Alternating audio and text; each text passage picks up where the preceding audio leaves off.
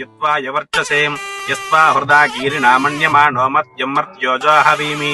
जातवेदो यशो अस्मासुधेहि प्रजाभिरग्ने अमृतत्वमस्याम् यस्मै त्वगं सुकृते जातवेद उलोकमग्ने कृणवस्योणम् अश्विनगं सपुत्रिणं वीरवन्तं गोमन्तकं प्रयन्नशते स्वस्ति सन्त्वाशिञ्चामि युजुषा प्रजामायुर्धनं च